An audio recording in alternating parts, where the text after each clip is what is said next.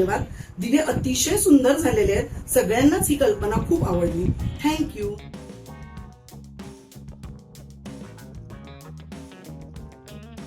नमस्कार. मोदक माळी प्रस्तुत मानसीज cooking stories मध्ये आपलं सहर्ष स्वागत करत आहे. आज आपण करतोय खजुराचे दिवे. आता तुम्ही म्हणाल आत्ताच तर झाला होता खजुराच्या दिव्यांचा व्हिडिओ, पण काय झालं, तोच व्हिडिओ बघून मला एक मोठी ऑर्डर आली होती पुन्हा एकदा 75 दिव्यांची. ती ऑर्डर होती बोरिवलीहून. तर ती मी कशी वेळेत पूर्ण केली आणि त्यानंतर ती मी कशी पोचवली आणि त्यांचा आलेला फीडबॅक हे मी तुमच्याशी सगळं शेअर करणार आहे. तर चला मग माझ्या किचनमध्ये जाऊया आपण. तर इथे मी आता ऑलमोस्ट 1.5 किलो खजूर घेते. अर्धा किलो खजुरामध्ये 25 दिवे बनतात. तर इथे मी 1.5 किलो हा खजूर घेतलेला आहे. हा पाण्यामध्ये आधी स्वच्छ धुवून घेणार आहे आणि मग त्याची आपण बी आणि साल हे वरचं म्हणजे एक पातळ लेयर असतो तो काढून घ्यायचा. आता इथे माझ्याकडनं एक थोडीशी चूक झाली, म्हणजे मी खजूर जरा जास्त वेळ पाण्यात राहिल्यासारखे झाले. त्यात उन्हाळा असल्यामुळे खजूर फारच मऊ झाले. तर ही चूक करू नका. ॲक्च्युली म्हणजे तिथल्या तिथे धुवून स्वच्छ ते लगेच उपसून घ्या आणि मग एक एक करून पाण्यात बुडवून ते क्लीन करा, नाहीतर मग खजूर खूप मऊ होतो. तर अशी बी साफ करायची आहे आणि वरती बघा असा एक पातळ असा काचेसारखा लेअर असतो तो काढून घ्यायचा आहे, नाहीतर तो आपल्याला खजुराचे दिवे वळायला जमणार नाहीत.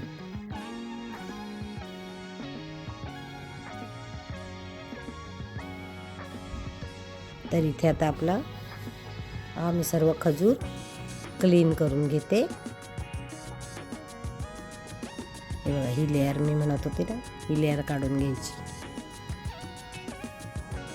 ती थोडीशी कडक असते त्यामुळे दिवे चांगले वळले जात नाहीत.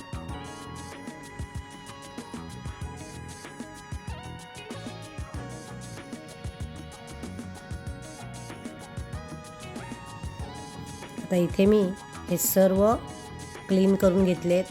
तुम्ही इथे बघू शकता, यातनं बिया आणि ते वरचा जो लेअर हा इतका कचरा निघालेला आहे.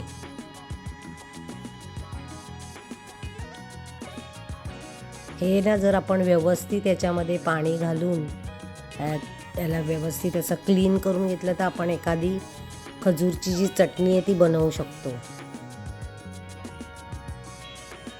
आता इथे मी तूप घेतलं आहे. ऑलमोस्ट 1-1.5 चमचा तूप घेतलं आहे. तूप फार पण घालायचं नाही, नाहीतर मग ते मेल्ट होत राहतं. एवढं तूप इनफ आहे 1.5 किलोला. आता हा आपल्याला छानपैकी सर्व गर काढून घेतला आहे तो परतून घ्यायचा आहे.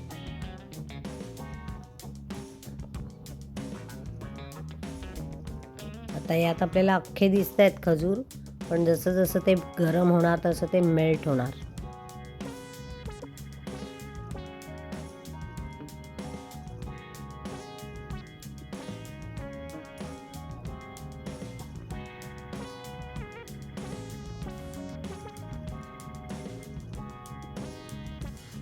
पुढे हात वगैरे चिकट होत राहतात, पण आपलं हे काम आहे, शेवटी केलंच पाहिजे.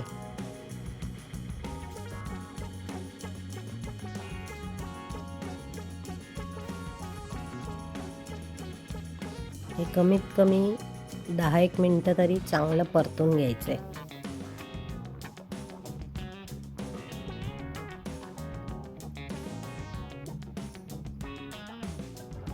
हे बघा, हळूहळू करत हा आता गोळा मेल्ट झालेला आहे. सगळा एकसारखा झाला आहे. आता इथे ना हा थोडंसं जरा जास्तच मऊ झालं, त्यामुळे मला म्हणजे हे ना नीट गोळे होत नव्हते तेव्हाच माझ्या लक्षात आलं. पण मला असं वाटलं की ह्याच्यामध्ये आपल्याला काहीतरी मिक्स करायला हवं आहे, म्हणून मी थोडंसं डोकं चालवत होती की काय करता येईल आपल्याला. आणि मला अचानक क्लिक झालं की डेसिकेटेड खोबरं. ऑलमोस्ट मी याच्यामध्ये 150 वगैरे ग्रॅम आपलं डेसिकेटेड खोबरं घातलं आणि पुन्हा असं व्यवस्थित मळून घेऊन त्याचे गोळे करून घेतले.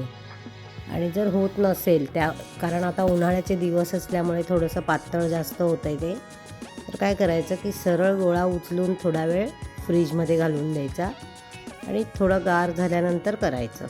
आणि कोमट असताना तर होतच नाहीत हे, कारण की खूप मेल्ट होत राहतात. तर हे गोळा काढल्यानंतर अर्धा एक तास चांगला थंड होऊ द्यायचा नॉर्मल टेम्परेचरला आणि नंतरच ते करायचं. हे बघा असं हाताला चिटकत होतं. मग मी यानंतर याच्यामध्ये सरळ खोबरं मिक्स केलं आणि पुन्हा एक 4-5 मिनिट 2 ते 3 मिनटं परतून घेतलं. पण तो व्हिडिओ मला घ्यायला वेळ मिळाला नाही, कारण की मी हे रात्री उशिरा म्हणजे 2:30-3 वाजेपर्यंत दिवे बनवत बसले होते. कारण सकाळी सकाळी माझी मुलगी ते पार्ल्याला घेऊन जाणार होती आणि पार्ल्याहून बोरिवलीसाठी आम्ही म्हणजे कुरिअरने वगैरे पाठवणार होतो. तर इथे बघा मी असा दिवा बनवून घेतला आहे. अजून एक तुम्हाला करून दाखवते. कधीही ना आपण आधी एकसारखे दिवे होण्यासाठी 75 गोळे असे आधी मोजून करून घ्यायचे आणि त्यानंतरच कामाला लागायचं, म्हणजे मग एकसारखे छान आपले दिवे होतात. ही टीप माझी कायम लक्षात ठेवा.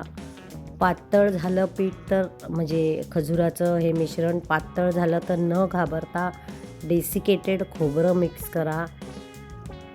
लगेचच गरम करून 1-2-3 मिनटं पुन्हा त्याला थंड करायचं आणि मगच आपण दिवे बनवू शकतो छानपैकी. हे बघा. आणि हे दिवे झाल्यानंतर खरं तर गरज नसते फ्रीजमध्ये ठेवायची, पण मला फ्रीजमध्ये ठेवावे लागले कारण हे नेक्स्ट डे माझ्या मुलीला ट्रेनमधनं घेऊन जायचे होते आणि मग तिकडनं पुन्हा ते ट्रॅव्हल करणार होते पार्ले ते बोरिवली. त्यामुळे ती रिस्क नको म्हणून मी सरळ फ्रीजमध्ये उचलून ठेवून दिले होते. आता त्याच्यामध्ये जो आपल्याला मावा लागणार आहे तो आपण करून घ्यायचा आहे. तर इकडे मी 1 वाटी अर्धी वाटी पाणी घातलं आहे, 1 वाटी दूध पावडर घातली आणि 1 वाटी काजू पावडर घातली आहे. ही सर्व छान परतून घ्यायची. व्यवस्थित घट्ट होते ती लगेचच. शक्यतो आपण याच्यासाठी स्पॅच्युला वापरायचा. स्पॅच्युलामुळे ते बरेच इझी जातं काम अगदी. हे बघा. आणि खूप वेळ गरम नाही, म्हणजे गॅस घालवून टाकायचा. ते गरम असताना थंड होईपर्यंत त्याचा व्यवस्थित गोळा होतो आणि याच्यामध्ये वेलची पावडर मिक्स करायची, म्हणजे तो स्वाद पण खूप छान येतो. आता तो कसा भरायचा मी तुम्हाला दाखवते.